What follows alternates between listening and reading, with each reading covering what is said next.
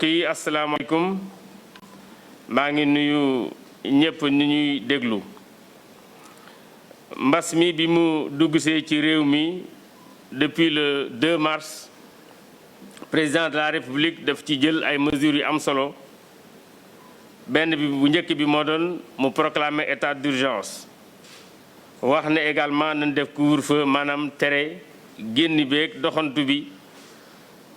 bu 20 heures jotee ba 6 heures du matin man en tant que ministre de l'intérieur yeneen mesures yëpp man maa ko doon jël pour fexe ba loolu président bëgg muy rythme progression maladie bi bu mu gaaw bu fekkente ne mënuñu ko arrêter loolu moo taxoon ñu tere woon lépp lu jëm ci manifestation wala rassemblement tere woon également ñuy jaay ci débit de boisson yi ci marché yi ci terrain de sport yi ci lieu de culte yi maanaam fépp fi nga xam ne fii nit ñi dañ fa daan nekk di dajale di jaamu yàlla. obligation également di takk masque bokkoon aussi ci mesures yu ñu jëloon suma collègue ministre des transports jëloon également ay mesures yu jëm ci transport bi. bi nga xamee ni bii assemblée nationale jox na président benn loi d'habilitation maanaam mu jox ko possibilité mu jël ay ordonnance président defoon na prorogation état d'urgence bi le 3 avril le 3 mai ak le 29 mai mooy bi ci mujj bi nga xamee ni bii président wax na ak askan wi le 11 mai mu jëloon ay mesures pour ñu oyofal restriction yi nga xam ne yi defoon nañ ko ci bu ci njëkkoon moo doon mu ne nañ jël couvre-feu bi décaler ko ci ñaari waxtu yéegal ko 21 heures wàcce ko 5 heures du matin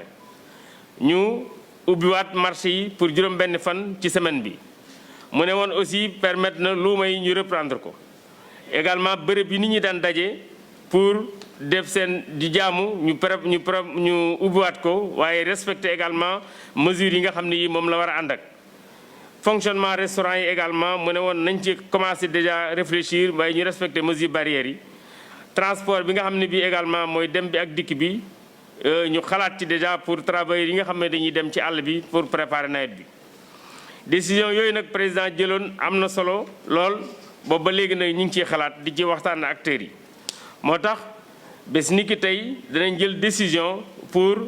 yombalal dem bi ak dikk bi maanaam tere bi ñu ci daan def. ci réew mi yëpp danañ ko bàyyi nit ñi danañ mën a dem danañ mën a dikk waaye danañ yëkkati aussi couvre-feu bi léegi au lieu muy tàmbali 21 heures 23 heures maanaam 11 heures ci guddi lay tàmbali ba 5 heures du matin. gare routière yi danañ reprendre pour transport urbain ak transport interurbain waaye gannaaw couvre-feu bi am na ba léegi am na waxtu boo xam ne bii ministre des transports dana ci waxtaan ak gare routière yi pour que surtout interurbain yi pour que ñu mën a tëj gare routière yi. réunion yi nga xam ne aussi tere woon nañ ko ci endroit public yi ak privé danañ ko reprendre restaurant yi également danañ reprendre salle de sport yi aussi danañ permettre ci salle de sport yi nit ñi di def seen activité ci casino yi ñoom aussi danañ am mesure d'assouplissement yi waaye danañ respecter également distanciation yi ak mesure d'hygiène yi. gouvernement bi comme ni mu ko dalee def boobu ba léegi ni mi ngi continuer di déglu population yi pour fexe ba relance économique bi nga xam ne président wax na ko ñu dund ak virus bi te jël suñu matuwaay ñu continuer ci. waaye nag loolu lépp dafa li muy ànd mooy port de masque bi nga xam ne bii moom ala kulli haal mënut a ñàkk ci bërëb yi nga xam ne nit ñi dañu fay daje ci transport yi distanciation bi nga xam ne bii également. maanaam s'orienter bi ñuy digal nit ñi loolu aussi ba léegi mi ngi fi te it dañ ci yokk lenn bëgg nañ transport yi nga xam ne danañ koy reprendre rawatina transport interurbain bi oto bu ciy dugg bu ne ñu booy départ ci gare routière def li ñuy wax manifeste mooy këyit bi wane ñi dugg ci oto bi seeni contact ak fan la ñu dem loolu dina mën a permettre ba léegi bu fekkente ne dara xew na ñu mën a topp ñi nga xam ne ñooñu àndoon ci voyage boobule. gouvernement bi nag mi ngi regretter li nga xam ne lii xew na ci ñaari fan yu mujj yi muy manifestation yi nga xam ne yi ay ndaw ñu ngi koy manifester pour ñu lever couvre-feu bi loolu nag malheureusement tax na ñu jàpp ci ñu xaw a lim bu xaw a takku ci biir Sénégal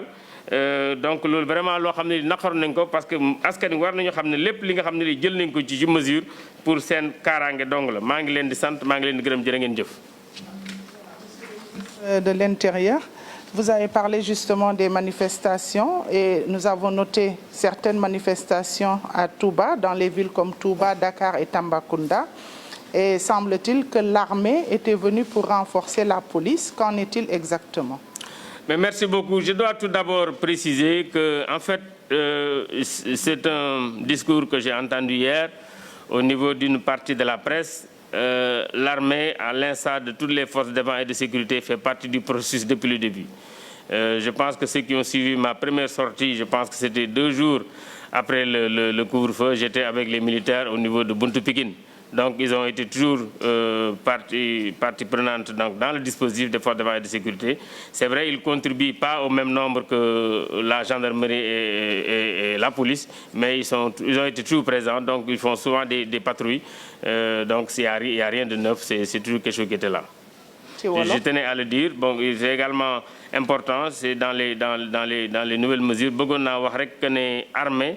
dégg naa démb ci benn partie presse bi ñuy wax ne dañoo leen a woo démb pour ñu jàppale force de défense et de sécurité. Couvre-feu bu amee état d'urgence bu amee force de défense et de sécurité yëpp dañuy ànd ak ministère de l'Intérieur pour appliquer mesures yi. Armée depuis le premier jour mi ngi ci ni ci gendarmerie nekkee ak police nekk ci peut-être différence bi rek mooy gendarmerie dafa am secteur boo xam ne bii naka jekk moom moo koy gérer police am secteur boo xam ne bii naka jekk moo koy gérer lii nag bu amee armée moom day faral def patrouille donc ñi nga xam ne ñi gisoon nañ ma ci sortie bi ma defoon ci ñaari fan foog naa ne après couvre-feu bi gisoon nañ que ne daje woon nañ ak armée keroog ci buntu Pikine ak ci yeneen bërëb yoo xam ne yi ñoom ñi ngi ci woon pour sàmm couvre-feu bi. Alors, avec les nouvelles mesures, vous avez énuméré certains services qui vont réouvrir. Comment va se faire le suivi pour pousser les Sénégalais à respecter justement les mesures barrières puisque le Covid est toujours là? Bon, d'abord, c'est vrai, comme vous l'avez dit, on a décidé donc, de la reprise économique. Il y a certains secteurs que tout le monde connaît qui ont été très touchés. Déjà, nous avons le secteur de la restauration. Je dois dire que samedi passé, j'avais instruit le préfet de Dakar de rencontrer les acteurs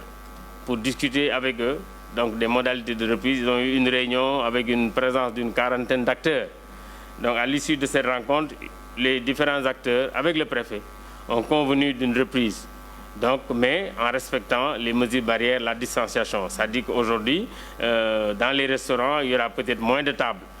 Dans les restaurants, il y aura peut-être dans une table, peut-être moins de personnes par rapport à ce qu'on a l'habitude de connaître. Ça veut dire également dans les restaurants, les restaurateurs ont accepté de présenter les menus autrement. C'est-à-dire au lieu de présenter des papiers qui peuvent être également des véhicules, ils veulent en tout cas le faire de façon électronique. C'est important, il y a également certaines dispositions. Je ne suis pas un expert en restauration, mais j'ai remarqué comme tout le monde que souvent les buffets sont des lieux de rencontre où il y a beaucoup de monde. Donc tout ça, c'est des dispositions que les restaurateurs ont accepté de prendre. Il est important quand même que je précise que pour l'instant, nous n'avons pas accepté l'ouverture des bars. Nous avons juste accepté l'ouverture des restaurants, distanciation physique, l'ouverture des salles de sport. Salles de sport, je dis bien, le sport dans les plages, c'est également interdit. Les salles de sport, on autorise parce que c'est également des endroits où on peut respecter la distanciation physique et les mesures d'hygiène. Il en est de même également pour les casinos. Alors, est-ce qu'il y a des sanctions qui sont prévues pour les éventuels récalcitrants? Les sanctions existent depuis 1965. La loi, c'est une loi de 65, il n'y a rien de neuf. Et les sanctions prévoient des amendes, tout simplement, des amendes forfaitaires. Pour ceux qui ne respectent pas toutes les mesures réglementaires qui sont prises. D'accord. Monsieur le ministre, ndax mën nga ci dellu si ci wolof ci nouvelles mesures yu ñu jël naka ngeen di def pour que sénégalais yi mën a respecter gestes yi et puis bu fekkente ne am na ñu ko respecté wul est-ce que am na ay sanctions yu ñu ciy jël. waaw mesures yu ñu jël comme ni ma ko waxee léegi nii am na ci am solo gannaaw wàllu transport bi parce que transport bi moom wax nañ léegi danañ ko ubbi.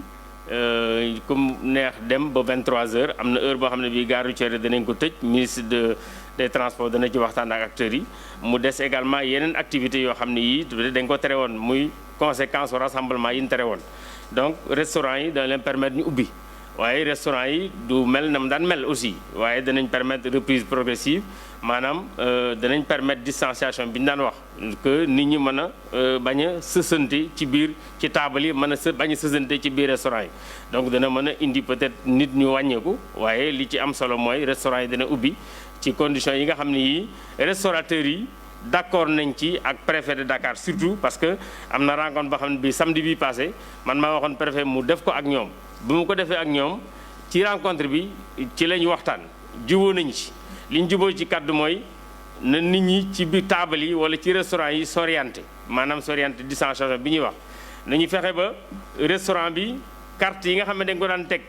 boo ñëwee commandé boo paree bàyyi ko fi keneen ñëw commandé loolu aussi bëgg nañ ko dindi ñoom ñuy def commande électronique comme ça dina mën a permettre kenn du laal bagage yoo xam ne da nga ko fekk foofu ci benn table. wax nañ également ci biir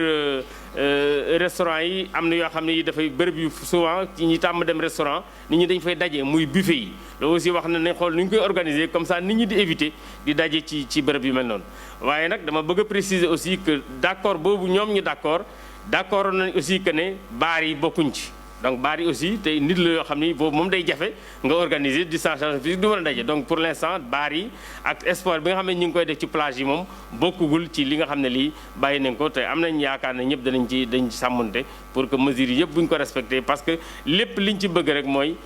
virus bi bu muñ ko mënta taxawalit bu ñu ko bokk ci li koy dimbale mu accélérer ci biir dëkk bi. ci sanction yi. sanction moom du lu bees sanction yi moom depuis loi la boo xam ne bii mi ngi fi wala texte yoo xam ne ñu ngi fi depuis 1965 donc koo xam ne kii am na ay texte maanaam